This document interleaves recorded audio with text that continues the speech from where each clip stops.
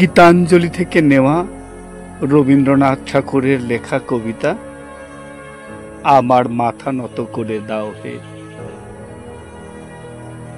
আমার মাথা নত করে দাও হে তোমার চরণ ধুলার তলে।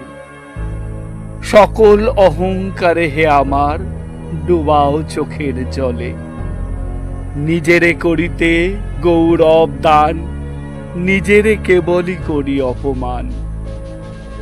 আপনারে শুধু ঘেরিয়া ঘেরিয়া ঘুরে মরি পলে পলে।